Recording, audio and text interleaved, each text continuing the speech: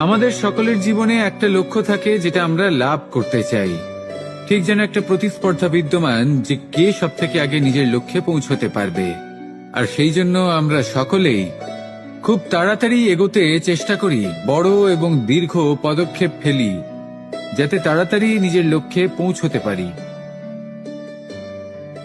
কিন্তু এক অত্যন্ত গুরুত্বপূর্ণ বিষয় আছে, সবসময় লক্ষ্য সামনে থাকবে না, কখনো কখনো তা খুঁজতে হয়। এই যাত্রা খুব কঠিন হতে পারে, আর ঠিক এই কারণেই সবসময় দ্রুত গতিতে চলা বা তাড়াতাড়ি পথে চলা সেটা আবশ্যক নয়।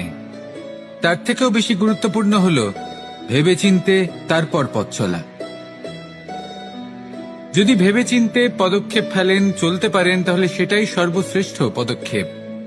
কখন কোন দিকে যেতে হবে, কখন কোথায় দিক পাল্টানো যাবে না, কখন গতি বেশি রাখতে হবে, কখন কম, কখন থামবো, কখন চলবো, এই সব কিছুর বিষয়ে জ্ঞান অত্যন্ত গুরুত্বপূর্ণ এবং ভেবে চিন্তে চলতেই হবে।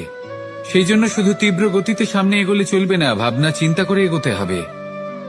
আসুন আমার সাথে ভালোবেসে বলুন, রাধা রাধা।